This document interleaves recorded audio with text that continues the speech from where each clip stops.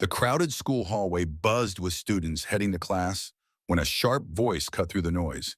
"Hey, you! Stop right there!" Brandon barely had time to react before Officer Clayton's hand clamped down on his shoulder. Students turned their heads, their conversations fading. It wasn't the first time they'd seen this scene play out. Brandon, standing near his locker, frowned in confusion. "Is there a problem?" Clayton's eyes narrowed. "Don't play dumb. Empty your pockets." Brandon blinked. "What? Why?" Clayton crossed his arms. "We got a report about a student matching your description carrying something suspicious. Just cooperate, and this will be quick." A few students slowed their steps, some pulling out their phones. They had seen how these situations usually went, and they knew this was going to be another one. Brandon hesitated.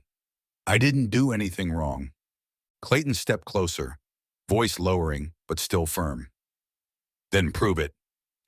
The hallway grew quieter. A familiar tension filled the air.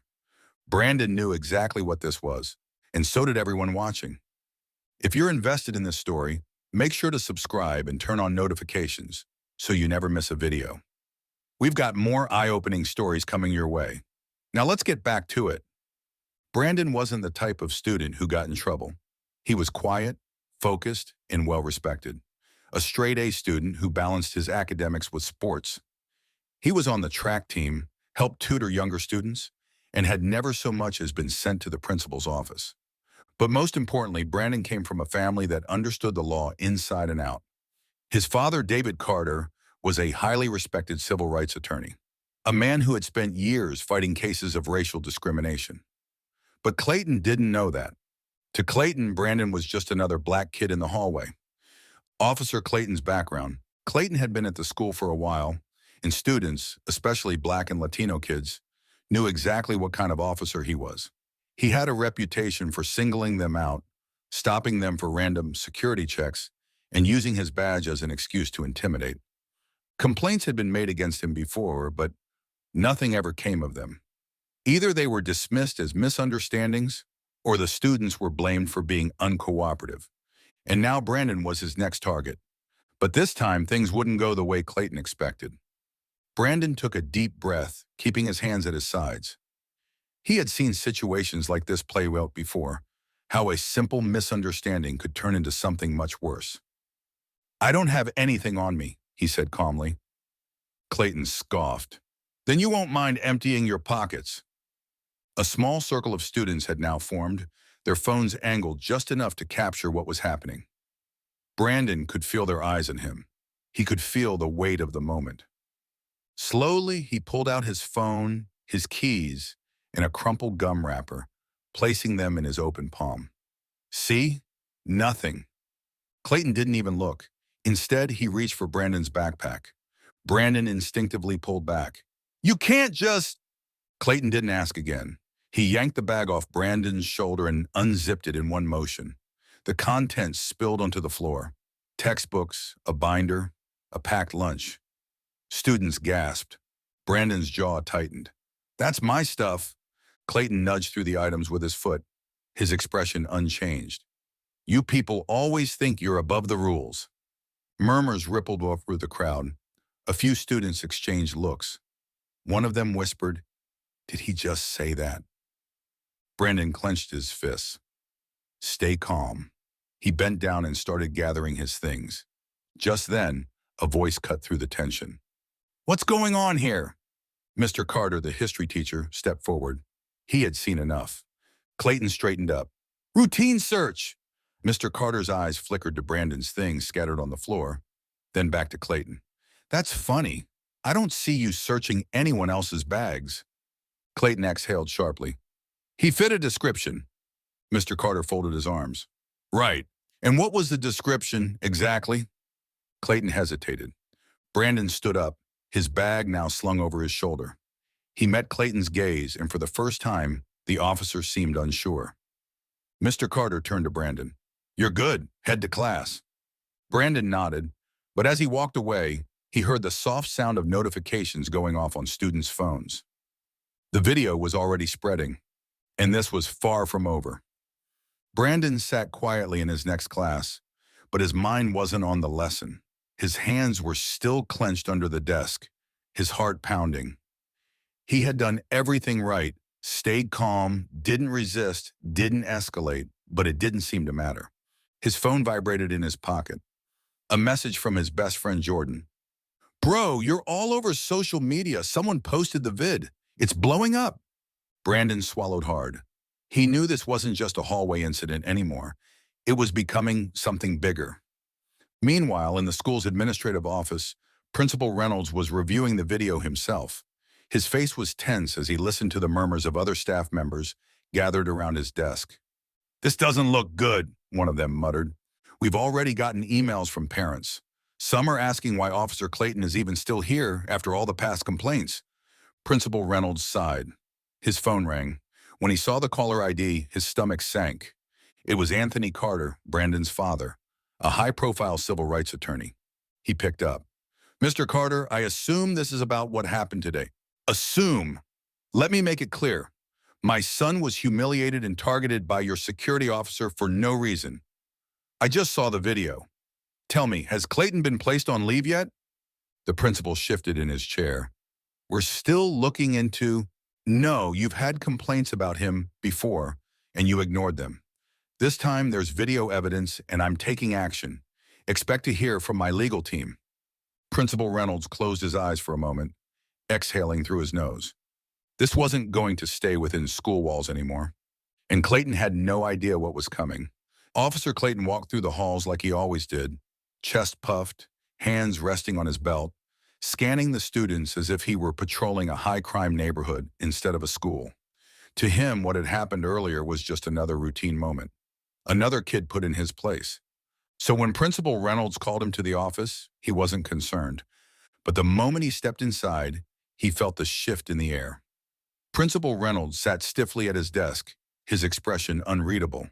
And next to him, standing tall with an unmistakable presence, was a man Clayton didn't recognize. But the way he carried himself made it clear he wasn't someone to be brushed off. The man turned. "Officer Clayton, is it?" "Yeah. And you are?" "Anthony Carter. Brandon Carter's father." Something in Clayton's face twitched, but he masked it quickly. "Didn't realize we were bringing parents into school matters." "Oh, this isn't just a school matter anymore," Carter said smoothly. "You see, I just watched a video of you illegally searching my son, humiliating him in front of his peers, and using racial bias to justify it. And as a civil rights attorney, let me assure you, I don't take cases like this lightly." Clayton scoffed, shifting his weight. "I was doing my job. He looks suspicious." Carter folded his arms. "Suspicious? You mean a black honor roll student with zero disciplinary history? That's suspicious?" "I don't care about his grades," Clayton shot back. "He had his hands in his pockets. He was acting. He was existing. In a school where he's supposed to feel safe," Carter interrupted, "and you violated his rights in front of everyone." Clayton's jaw tightened. "I didn't violate anything." "You didn't? Good, because I already spoke to my legal team, and they strongly disagree. So does the school board, apparently, because they're now looking into why you still have a job after multiple complaints against you." For the first time, Clayton hesitated. Principal Reynolds finally spoke up. "Clayton, the backlash is already growing. Parents are demanding answers. The district is involved. The last thing we need is a lawsuit." "A lawsuit over this?" Clayton let out a short, bitter laugh. "This is ridiculous." "Is it?" Carter took a step closer. "Because I can take this to court if you'd prefer. And with that video evidence, you won't just lose your job, you'll be a national disgrace." Clayton's face turned red, but he stayed quiet. Principal Reynolds sighed and slid a paper across the desk. "You're being placed on immediate administrative leave, effective today." "What? You need to leave campus immediately." Clayton clenched his fist, but the weight of the moment was sinking in. His usual bravado was cracking. Carter didn't smirk, didn't gloat. He just stared at the man who had tried to strip his son of dignity and now had to face the consequences. "We're done here," Carter said. Clayton exhaled sharply through his nose, snatched the paper off the desk, and turned toward the door. But just before he stepped out, Carter spoke again. "One more thing." Clayton paused. Next time you put your hands on a kid without cause, make sure their father isn't someone who knows the law better than you do." Clayton didn't respond. He just walked out, his footsteps heavy, and for the first time, the halls didn't feel like they belonged to him anymore. Brandon sat at the kitchen table, stirring his untouched bowl of cereal. His mother sat across from him, scrolling through her phone, reading update after update on what had happened at school. "It's everywhere," she muttered. "Local news picked it up. Parents are talking. They're demanding answers from the district." Brandon exhaled and leaned back in his chair. "I didn't want all this attention." His father, Anthony Carter, placed a firm hand on his shoulder. "Son, this isn't just about you. It never was. What happened to you has been happening to other kids for years. But now, for once, people are actually listening." Brandon nodded slowly. He still hated how it had happened, how exposed he had felt. But seeing the ripple effect made him realize something. He hadn't just stood up for himself. He had stood up for every student who had ever been singled out for no reason, who had ever felt powerless in a place that was supposed to protect them. "What happens now?" he asked. His father sighed. "Clayton's off the force for good. He resigned before the school board could fire him. But more importantly, this school is under a microscope now. They're reviewing their policies, how they handle security, how they treat students of color. Things are going to change." Brandon processed that for a moment. Then he asked, "And what if they don't?" His father gave a small, knowing smile. "Then we make them." A weight lifted from Brandon's chest. This wasn't the ending. It was the beginning of something bigger. He glanced down at his phone, where messages poured in from classmates. Some thanking him. Some sharing their own stories. Some asking what they could do to help. For the first time since that day in the hallway, Brandon smiled. Maybe he hadn't wanted the attention, but now that he had it, he was going to use it. We appreciate you sticking with us until the end.